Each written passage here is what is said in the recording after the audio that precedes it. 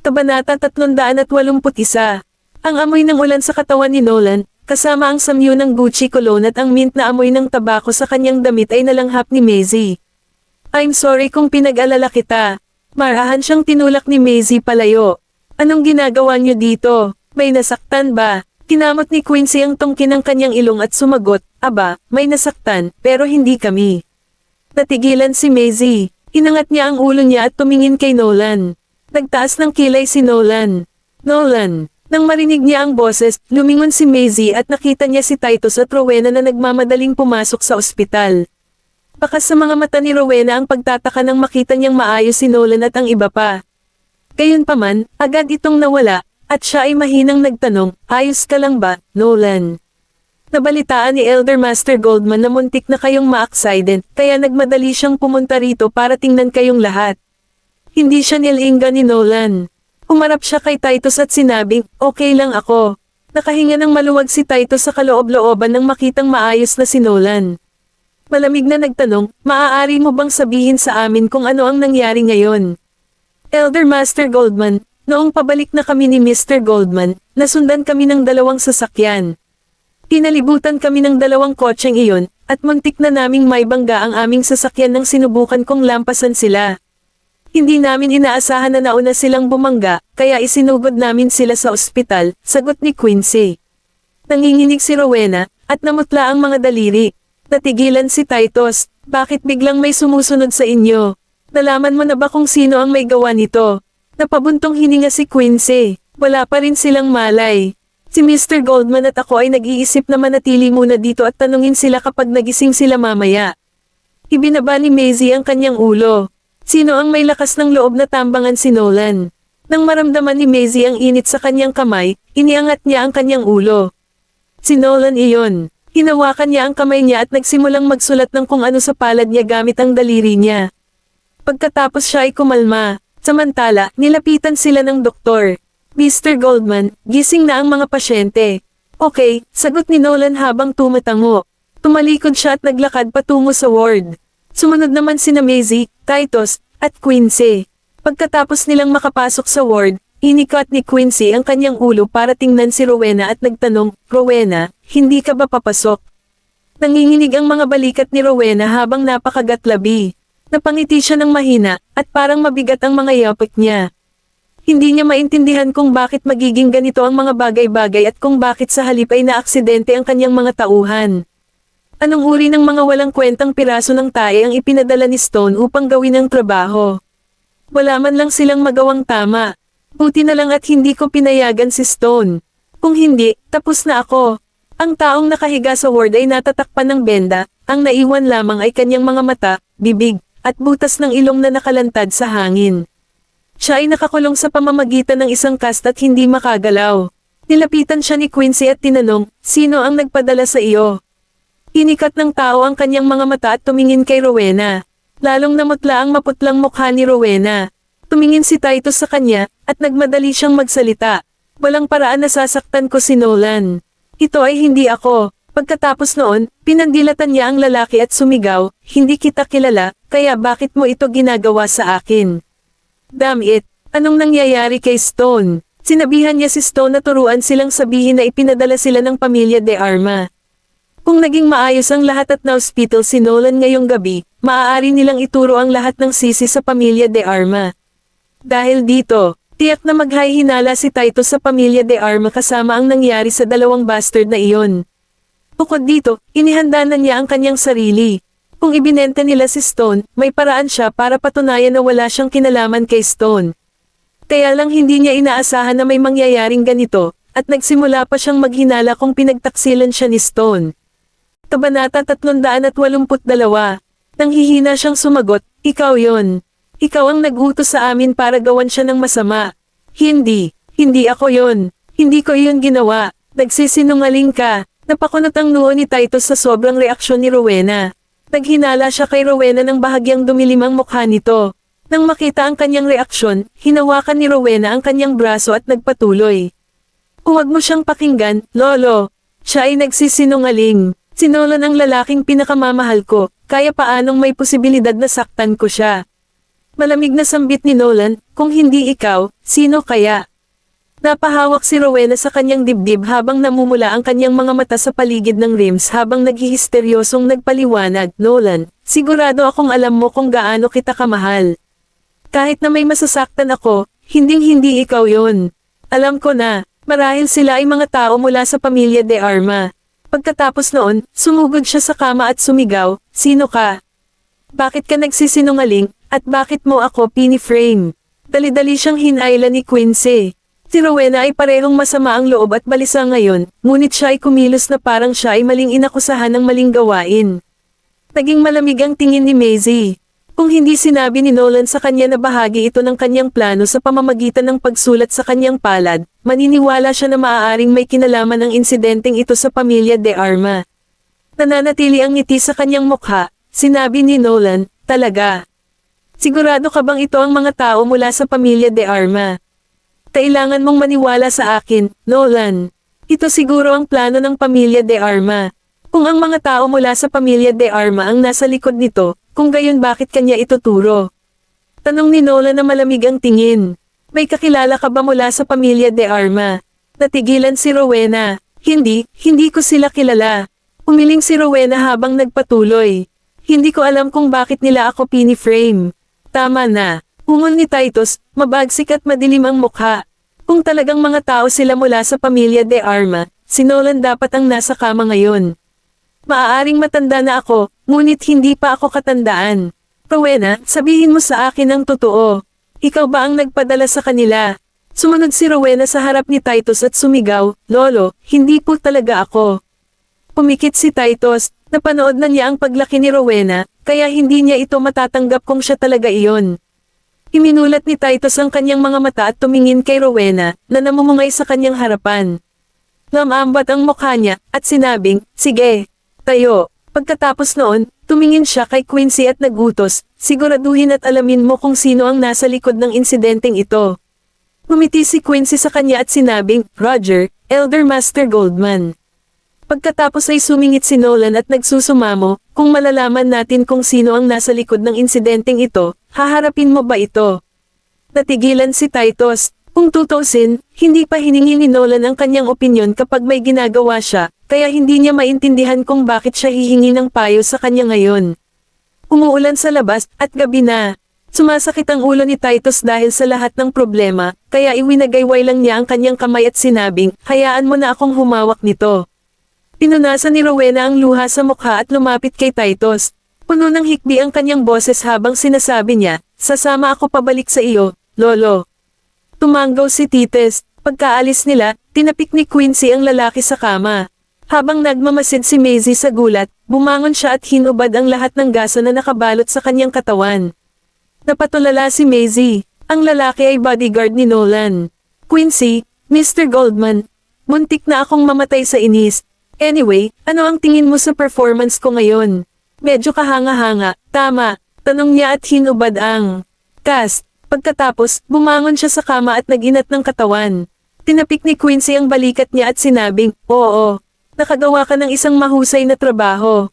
Tiyak na gagantimpalaan ka ni Mr. Goldman mamaya. Nakangisi mula sa tainga, sumagot siya, ang galing. Aalis muna ako, kung ganoon. Hindi pa rin maalis sa katinoan si Maisie. She asked blankly, anong nangyayari? Kayo ba mismo ang nag-ayos ng buong pangyayari? Kabanata 383. Nang sabihin sa kanya ni Nolan na may plano, naisip niya na ilalantad nito si Rowena sa harap ni Titus. Nahanap pala niya ang isa niyang tauhan at gumawa ng isang palabas. Ngumisi si Quincy at sumagot, Miss Vanderbilt, hindi lang kami ang nag-stage nito. May tumambangan nga sa amin ni Mr. Goldman habang pauwi na kami. Umuulan doon, at madula siyang daan. Kung hindi dahil sa sobrang galing ko sa pagmamaneho, kami ang nasa ospital ngayon. Hindi naman malubhang nasugatan ang mga tulisang iyon, kaya ipinadala namin sila sa himpilan ng pulisya. Pagkatapos noon, nagpasya kami ni Mr. Goldman na sumabay sa Agus at maghanap ng maglalagay ng isang palabas. Seryoso, napatingin si Maisie kay Nolan. Pero mga tauhan ba talaga sila ni Rowena? Diba in love si Rowena kay Nolan? Bakit niya gagawin iyon? Nang tumingin sa kanya, ngumiti si Nolan at sumagot, iyong mga tao sa istasyon ng pulis ay nagtapat ng lahat. May gustong iruro ang sisi sa pamilya De Arma. Naalala ni Maisie kung paano naging sigurado si Rowena na ang mga tao mula sa pamilya De Arma ang nasa likod ng insidente. Ngayon lang sumagi sa isip niya na gusto ni Rowena na ilipat ang sisi sa pamilya De Arma para hindi siya pagdudahan ni Titus. Nagpatuloy si Quincy. Tama iyan. Isa sa mga dahilan kung bakit ginagawa namin ito ni Mr. Goldman ay dahil gusto naming tanggalin ang mga taong nasa likod ni Miss Summers. Pagkatapos ng insidente ngayong gabi, hindi na siya pagtitiwalaan ni Elder Master Goldman gaya ng dati, habang maghahinala si Miss Summers na naibenta na siya ng kanyang mga tao. Malaki ang tiwala ni Titus kay Rowena, at iyon ang dahilan kung bakit kaya niyang kumilos ng tahasan. Bukod dito, dumalo siya sa kampo ng pagsasanay noon, kaya palagi siyang may backup na plano para hindi siya makita. Sa kasamaang palad, ang kanyang pagkabalisa ay nakuha ang pinakamahusay sa kanya. Masyado siyang sabik na patunayan kay Titus na ang lahat ay walang kinalaman sa kanya. Kung talagang may nangyari kay Nolan ngayong gabi, tiyak na iisipin ni Titus na ito ay kagagawan ng pamilya De Arma. Ang nangyari ngayong gabi ay magbibigay ng maling impresyon kay Rowena na ang kanyang mga tauhan ay nagtaksil sa kanya. Sigurado sila na hindi siya susuko ng ganoon lang. Sa makatuwid, kailangan lamang nilang maghintay para sa kanya upang gumawa ng isang hakbang at kumuha ng pain. Matapos ibigay ni Nolan ang kanyang mga order kay Quincy, dinala niya si Maisie pabalik sa Blue Bay Villa. Gabing-gabi na nang makauwi sila. Nang mapagtantong basang-basa ang damit ni Nolan, nakapout na sabi ni Maisie, "Basa ang damit mo. Maligo ka na muna para hindi ka sipunin." Nang malapit na siyang umalis dala ang kanyang blazer, hinayla siya ni Nolan pabalik sa kanyang braso. Pinulupot niya ang braso sa likod at ipinatong ang baba sa ulo nito. Malumanay ang boses niya habang nagsasalita. "Nag-aalala ka ba noong pumunta ka sa ospital?" "Ha, oo. Hindi mo sinagot ang tawag ko, at nang tawagan ko si Quincy, sinabi niyang nasa ospital ka." Tumalikod si Maisie sa kanyang yakap at walang ekspresyong idinagdag, "Lumalabas na ang aking mga alalahanin ay ganap na hindi nararapat." Nang malaman ni Nolan na galit siya, ngumiti siya at sumagot, "Naiwan ko ang phone ko sa kotse. Anyway, wala kang dapat alalahanin. Ipinapangako ko sa iyo na wala nang susunod." Gayunpaman, hindi sumagot si Maisie. "Galit ka ba?" Pinuhat siya ni Nolan sa kama, ay nalalayan ang sarili sa gilid ng kama para yakapin siya. Inalong niya ito, Sorry. Pangako hindi na kita pag-aalalahin sa susunod, okay?" Nakatingin lang si Maisie sa kanya, pero hindi ito umimik. "Pwede mo akong patulan lahat ng gusto mo kung galit ka." Hinawakan ni Nolan ang kamay niya at sinampal ang sarili sa mukha, ang lakas na dala nito na kahit ang palad niya ay nanginag. Pinawi niya ang kanyang kamay at nagtanong, "Ikaw ba ay matako para sa parusa?" Patuloy siyang inaliw ni Nolan, "Kaya maaari mo na ba akong patawarin?" Nahuli si Maisie sa pagitan ng pagtawa at pagluha. Sinabi niya, "Magagalit ako kung ayaw mo pa ring mag-shower." Tumayo si Nolan at sumagot, "Sige, magsa-shower na ako ngayon." Ilang saglit pa ay lumabas si Nolan na nakatapis ng tuwalya. Casual niyang ginulo ang basa at gusot niyang buhok, at natulala si Maisie sa eksena. Nang mapansin niyang humahanga sa kanya si Maisie ay bahagyang kumunat ang gilid ng labi nito. Hinawakan niya ang kamay nito, hinayla palapit sa kanya, at pinulupot ang braso nito sa bewang nito. "Mukha ba akong maganda?" Kabanata 384. Ang nagbabagang init sa abs ni Nolan ay bahagyang nagpapula sa mga pisngi ni Maisie. "Dapat mong patuyuan muna ang iyong buhok." Ngumiti siya. "Matutuyo ito mamaya." Ibinaba ni Nolan ang kanyang ulo at hinalikan ng mga labi ni Maisie nang hindi na siya hinintay na tumugon. Tumausdas pababa ang kanyang manipis na sleeping gown sa kanyang katawan habang nakapulupot ang kanyang mga braso sa kanyang leeg. Pareho silang nahulog sa kama, at isa na namang walang tulog at malubag na gabi. Ang patter-patter ng ulan sa labas ay unti-unting lumabo, at ang mga patak ng tubig sa bintana ay dumulas ng maayos. Sa madaling araw, ang malabo na liwanag ay bumuhos sa mga siwang ng mga kortina at marahang nagwisik sa kama. Nagising si Maisie sa phone niya. Hinalungkat niya ang kanyang kama para maghanap ng phone. Matapos mahanap ang kanyang telepono, sinagot niya ang tawag at sinabing, "Oo. Ako ito." Tumangon si Maisie mula sa kanyang kama at walang malay na sinilip ang caller ID. Iyon ay isang unknown number, ngunit alam niya kung sino siya. "Paano kita matutulungan, Mr. Lucas? Gusto kang makita ni Lolo, 8:00 ng umaga sa SS Restaurant," sabi ni Luis. Tumahimik ng ilang segundo si Maisie bago sumagot. Pagkatapos maglinis ng sarili, bumaba si Maisie, at nakahanda na ang almusal sa hapagkainan. Nakaupo si Nolan sa harap ng mesa, umiinom ng kape at nagbabasa ng mga magazine. Siya ay tumingin kaya poised at regal na hindi siya mukhang ang agresibo at mabangis na lalaki mula kagabi sa lahat. Ikaw ay gising. Inangat ni Nolan ang kanyang ulo at tumingin sa kanya. Mukhang good mood siya. Oo, sagot ni Maisie. Naramdaman ang init na umaakyat sa kanyang pisngi. Iniwas niya ang tingin sa kanya at umupo sa tabi ng mesa. Bakit ang aga mong nagising? Tinaas ni Nolan ang kanyang kilay at sinabing, kung hindi ako nagising ng mas maaga, sino ang maghahanda ng almusal para sa iyo? Nagpout si Maisie. Bigla siyang may naalala at sinabing, makikipagkita ako kay Luis mamaya.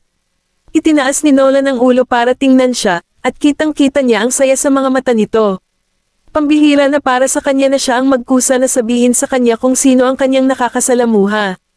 At least, hindi na niya ito tinatrato bilang isang estranghero. Ibinaba niya ang magazine at sinabing, I can drive you there.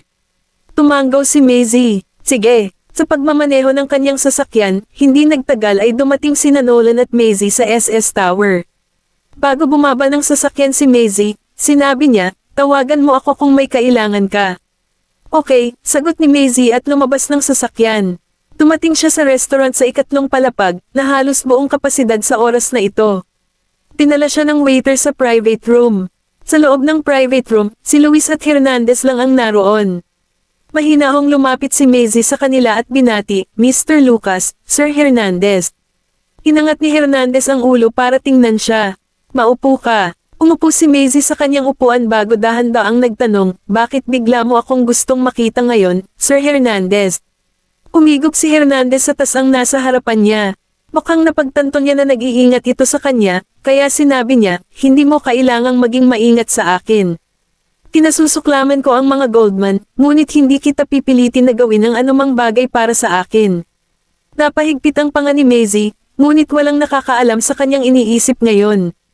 Ibinaba ni Hernandez ang tasa at nagpatuloy.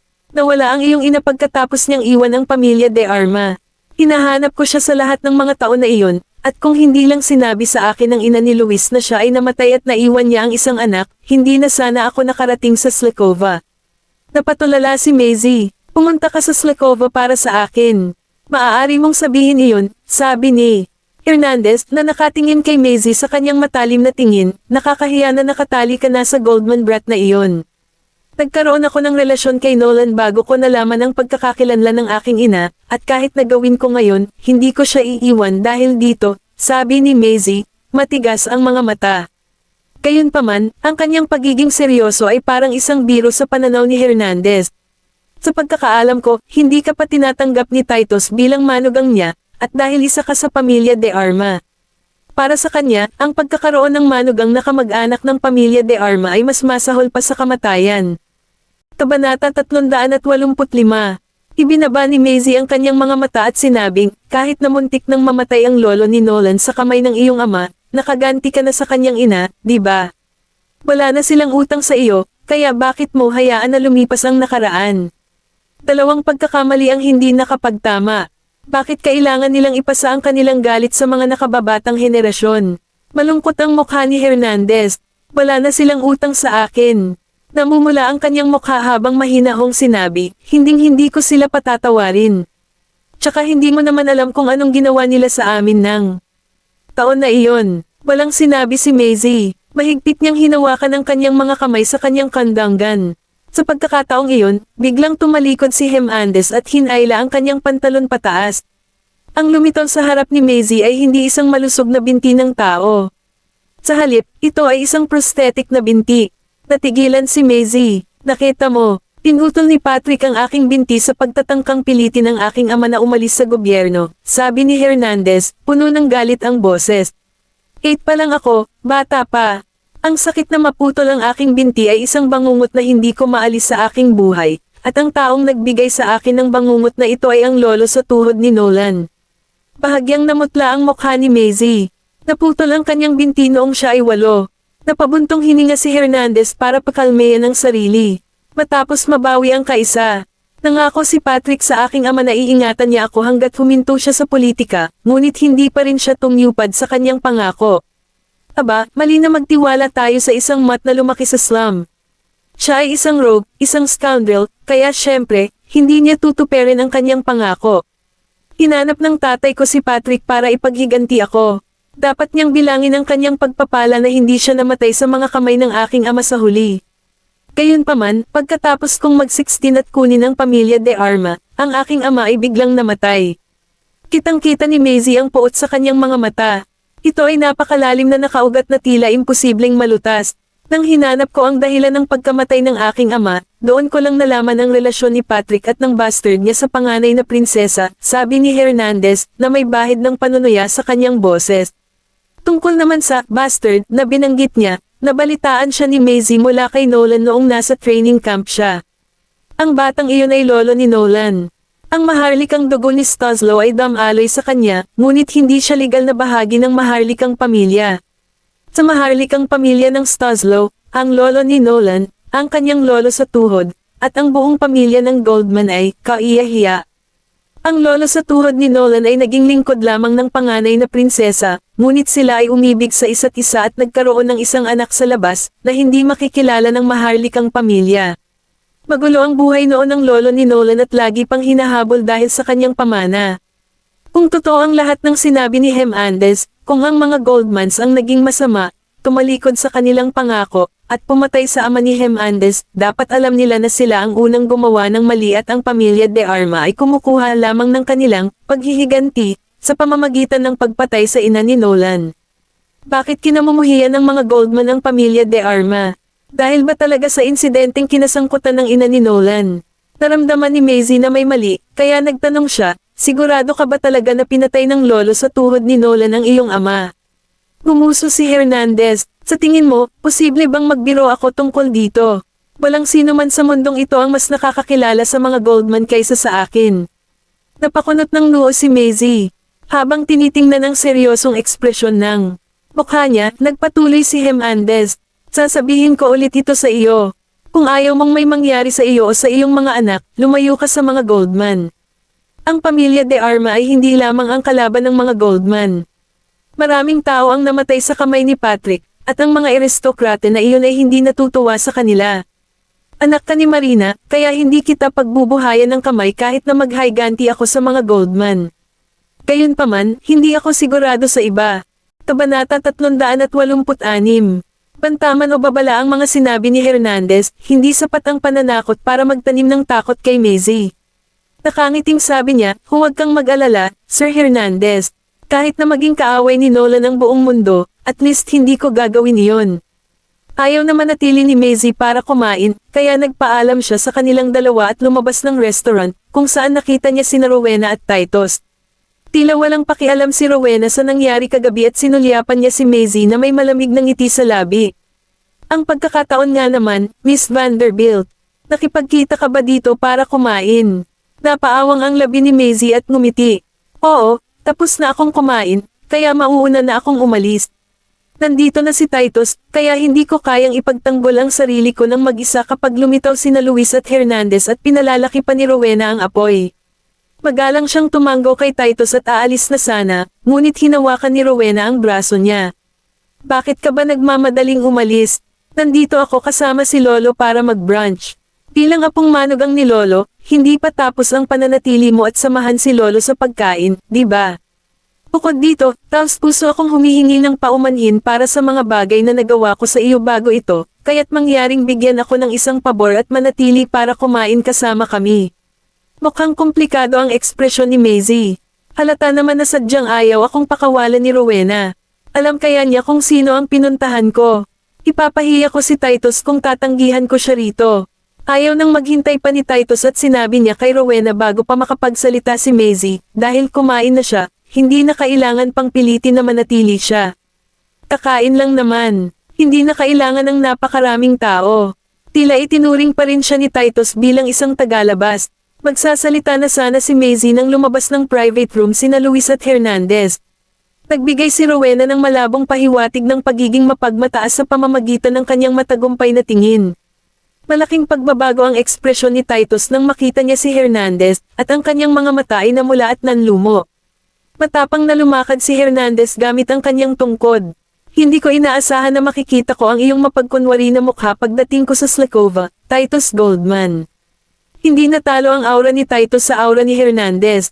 Oo, nagpapakita ako ng labis na paggalang sa isang hamak na lalaking tulad mo sa pamamagitan lamang ng pagpapakita dito.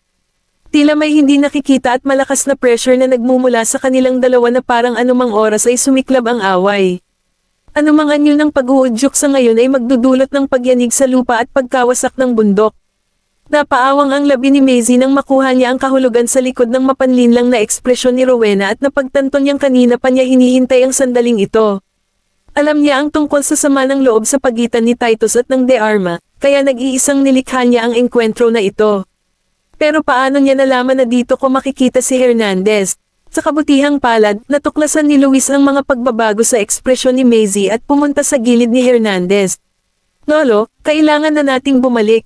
Tara na. Malamig siyang ngumuso, hindi pinansin ang pag-iral ni Titus, at umalis kasama si Luis.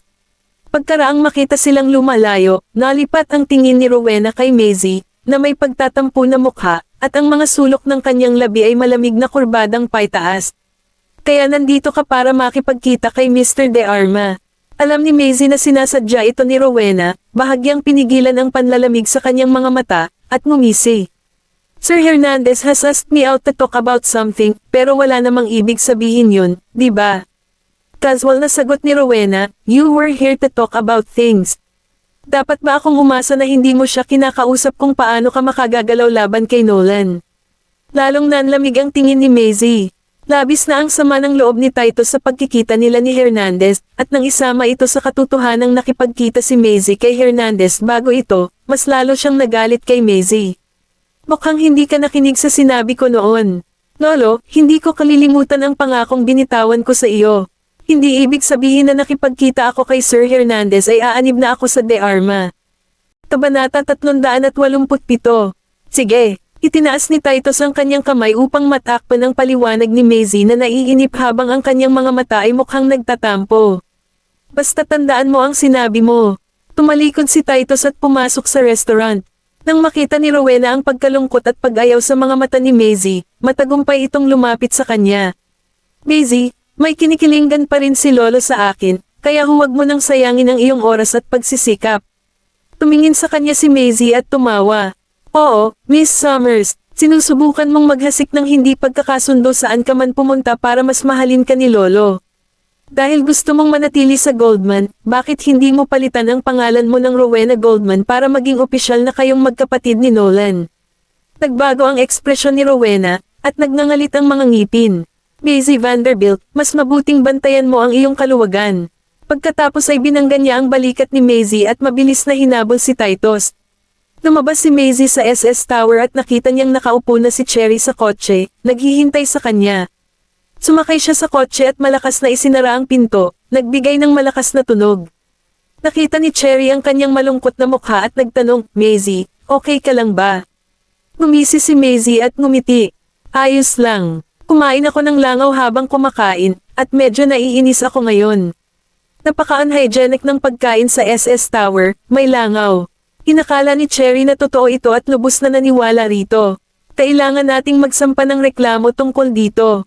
Napangiti nang walang magawa si Maisie. Okay, balik na tayo sa kumpanya. Ihinatid ni Cherry si Maisie sa vana. Natahimik ang lobby dahil hindi pa ito nagbubukas ng opisyal para sa negosyo.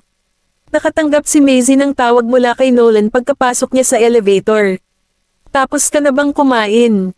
Nang marinig ang kanyang malalim at malumanay na boses, gamaan ang loob ni Maisie at ngumiti.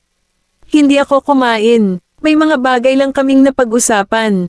Napatigil si Nolan sa pagsasalita ng ilang segundo bago lumabas ang mapanuksong boses niya. Wala kang gana dahil wala ako sa tabi mo. Pumasok si Maisie sa kanyang opisina at umupo sa couch. Nakasalubong ko sina Rowena at Lolo sa SS Restaurant. Nalaman ni Lolo na nakipagkita ako kay Sir Hernandez at malamang na lumalim ang hindi niya pagkakaunawa tungkol sa akin. Huwag kang mag-alala tungkol sa anumang bagay, ipapaliwanag ko ito sa kanya. Nakakaaliw ang tono ni Nolan, bagamat napadaan ito sa tawag. Tila mayroong isang uri ng pagtiyak. Gusto mo ba akong makita? Mahinang tanong niya. Nagulat si Maisie, ano? Lalabas agad ako sa harap mo kung sasabihin mong gusto mo akong makita. Ngumiti siya. Hindi ako magsisinungaling sa iyo. Tumayo si Maisie at pumunta sa bintana. Niloloko mo ba ako? Ito ay gugugol ng oras upang makapunta dito mula sa Black Gold. Sinasabi mo ba sa akin na plano mong pumunta dito sa himpapawid kung sasabihin kong gusto kitang makita? Siguro, napakatahimik sa kabilang dulo ng tawag, ngunit mahina niyang naririnig ang mga yabag nito. May kutob siya at naguguluhan na. Ikaw, naaninag ang figure ni Nolan sa window pane, at nagulat si Maisie. Si Nolan ay nakikipag-usap pa rin sa telepono habang nakatayo sa pintuan, nakatingin sa kanya. Nandito na ako, hindi ba? Lumapit si Nolan sa kanya. Mukhang maganda ang mood ni Maisie habang pinulupot ang mga kamay sa baywang nito at pumikit. Pumunta ka talaga dito. Itinaas niya ang kanyang mga kamay, binuhat siya sa kanyang baywang, dinala siya sa mesa, at nagbigay ng tahimik na panunuya. Natatakot ako na magalit ka, kaya lumapit ako para suyuan ka. Suyuan mo ako, malinaw na gusto mo lang gawin. Bastos na bagay. Anong iniisip mo? Sunod-sunod na halik ang ibinaba ni Nolan sa kanyang mga labi gamit ang kanyang mainit na labi, at isang pakiramdam ng pamamanhid at bahagyang pangangati ay bumalik-balik sa kanyang puso. Sinasabi mo ba na hindi ka masaya? Namula ang pisngi ni Maisie. Nang makitang may gagawing masama si Nolan anumang oras, hinawakan niya ang kamay nito. Sa kasikatan ng araw, hindi ko gusto ang anumang nakakatawang negosyo sa iyo. Ipinatong ni Nolan ang kanyang kamay sa kanyang ibabang likod, idiniin siya sa kanyang dibdib, at tinanong siya sa mahinang boses at napakakilalang tindig, kung gayon, kanino mo pipiliin na magkaroon ng nakakatawang negosyo? Kabanata 388. Alam ni Maisie na kung ito ay magpapatuloy, ang malabag na kislap na kumakalat sa kanya ay magiging apoy sa kagubatan. Bagamat walang tao sa kumpanya sa oras na ito, hindi niya matiyak kung biglang lilito si Kennedy, kaya mabilis niyang iniba ang paksa. Speaking of which, nalaman mo na ba kung sino ang sinusubukang protektahan ng lalaking iyon? Itinaas ni Nolan ang kanyang ulo, at ang matubig niyang mga mata ay naging malungkot nang sumagot siya, ito ay mula sa training camp. Isang tao mula sa kampo ng pagsasanay, maaaring ito ay. Kilala mo ang tao. Ibinaba ni Nolan ang kanyang ulo at hinalikan ang kanyang makatarungang leeg. Ipinatong ni Maisie ang kanyang mga braso sa kanyang mga balikat at hindi maiwasang higpitin ang kanyang mga daliri. Ang tao ba ay may parehong ranggo kay Cherry at sa iba pa, ma'am? Ha? Tumigil si Nolan sa kanyang ginagawa na parabang sinasadya niya ito at tinitigan ang namumula nitong pisngi na animoy paglubog ng araw. Tinagat ni Maisie ang kanyang labi, awkward na tumingin sa malayo, at sinabing, maaari mo ba akong sagutin ng maayos? Ngumisi siya, kung ganoon ay huwag kang maingay. Napakadelikado na gawin iyon. Mamamatay na si Maisie sa galit. Hindi na siya kinulit ni Nolan at sumagot ng, si Instructor Leach. Siya ba talaga? Lumamlam ang mga mata ni Maisie, si Instructor Leach kaya ang may kinalaman sa usapin ni Winona. Kilala ko si Instructor Leach, pero hindi ako makapaniwala na may kinalaman ito sa kanya. Nandoon siya para pangasiwaan ang shooting assessment sa buong oras ng araw na iyon. At noong nailigtas ko si Logan mula sa Pit Viper, sina Instructor Leach at Hans ang unang limapit sa akin. Kung alam niya ng maaga na may magpapakawala ng ahas para saktan ako. Pero kung hindi ginulat ni Logan ang ahas noon, ang iba sa assessment ay nagulat din ito nang hindi sinasadya at nakagat. Hindi ba siya mag-aalala sa problemang ito? Pero parang walang kamalay-malay si Instructor Leach sa pag-iral ng Pit Viper noon. Bakit ginawa iyon ni Instructor Leach? Halatang naguguluhan si Maisie. Kung ang lalaking iyon ay handang protektahan si Instructor Leach sa lawak na iyon, tiyak na hindi niya hahayaang gawin ang lahat ng mga panganib na iyon. Tinitigan siya ni Nolan. Dapat mong malaman na ang ilang mga tao ay pinilit na gawin ito. May mga dahilan kung bakit kailangan niyang gawin iyon. Nanatiling tahimik si Maisie dahil naliwanagan na ang lahat. Katulad ng nahulaan ko noong isang gabi. Ang utak sa likod ng pamamaraan ay mayroong isang bagay sa lalaki sa kanyang kamay, at ang isang bagay ay ang taong pinahahalagahan niya. Ang kanyang kapatid ay si Instructor Leach, kaya ganoon din ang kay Instructor Leach. Malaki ang posibilidad na sinasamantala ni Rowena ang relasyon ni Instructor Leach sa lalaking iyon. Hindi ko ine-expect na ganoon pala kalaki ang plano niya. Siya ay nagplano ng lahat at kahit na ang lahat ay nasa ilalim ng kanyang kontrol mula noong ako ay pumasok sa kampo ng pagsasanay. Kung bakit niya pinatay si Winona, kailangan lang niya ng may kasalanan sa nangyaring Pit Viper. Ang hindi magandang relasyon sa akin ni Winona ang naging dahilan kung bakit siya ang pinakaangkop na kandidato.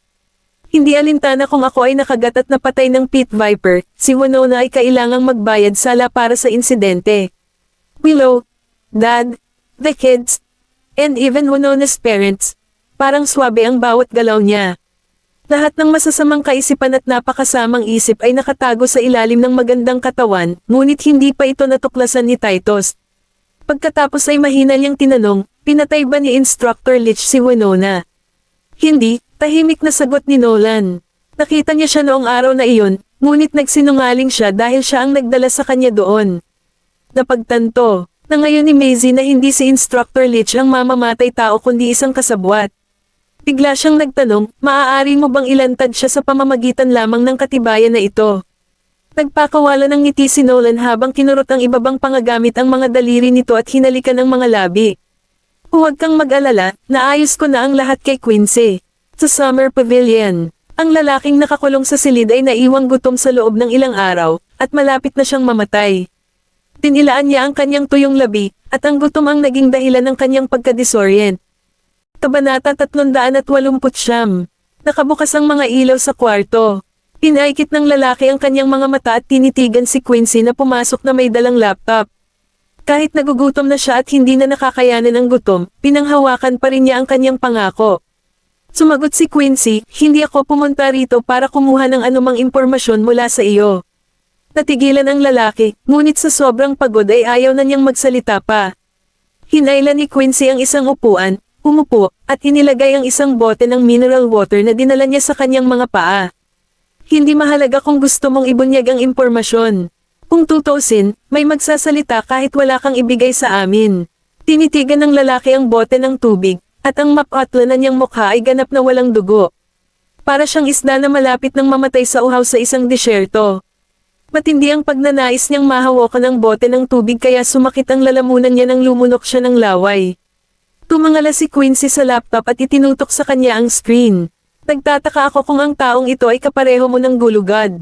Bahagyang nagsikip ang mga balintataw ng lalaki habang siya ay tuluyang nanlamig sa kinatatayuan. Siya ang iyong nakababatang kapatid. Ngumiti si Quincy at inilipat ang bote ng mineral water sa isang posisyon kung saan maaabot ng lalaki. Nalaman ni Mr. Goldman ang tungkol sa kanya at balak siyang tanungin.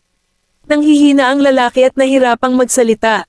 Ituring mo akong malas dahil nahuli mo ako. But please let him go. Napipilitin din siya. Hindi ko kayang ibigay ang tao. Mamamatay siya.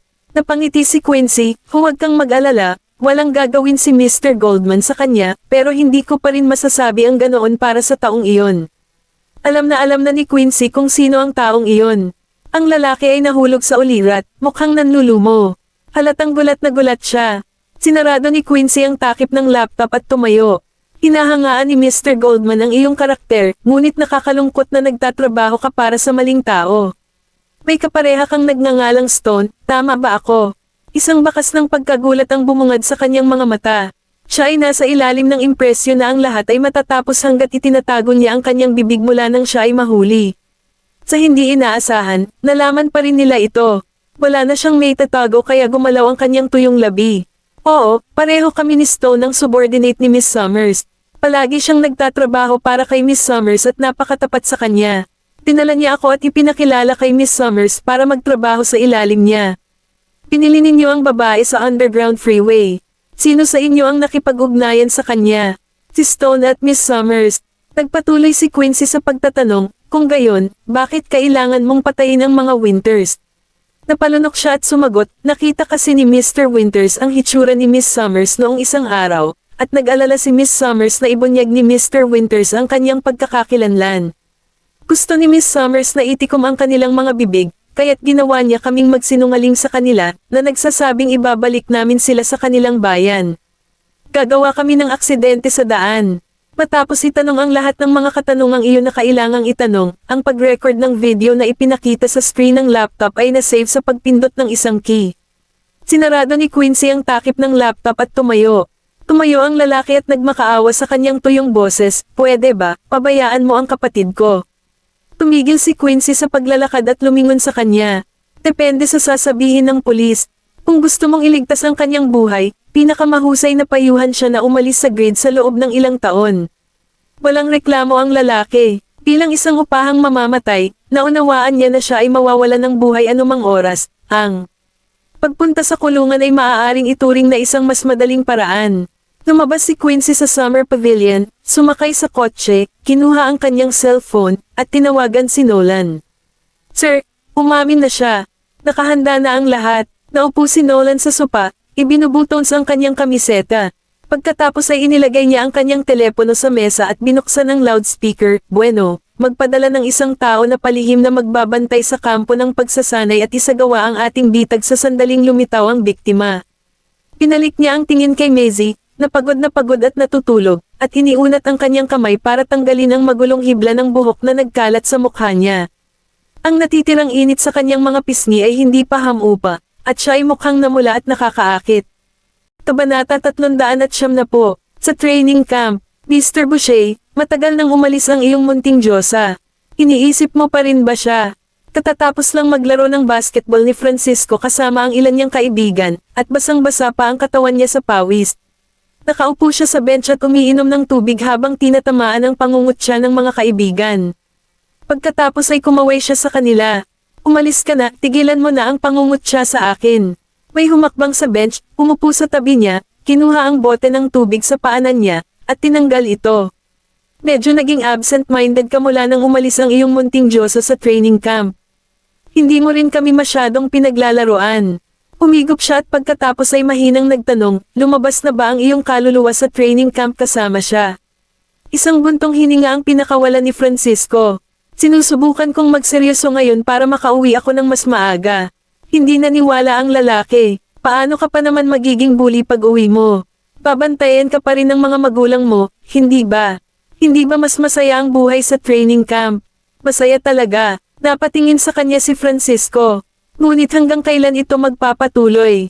Ayokong pumasok sa top management, kaya ilang taon na lang makakauwi na ako. Kaya, sa halip na hintayin na matapos ang oras ko rito, maaari na akong umuwi ngayon at mamuhay ng maligaya. Sa kampo ng pagsasanay, maaari kong labanan ang aking paraan sa nangungunang pamamahala o maghintay para sa pagtatapos ng aking termino upang makauwi. Ilang taon na rin akong nanatili dito.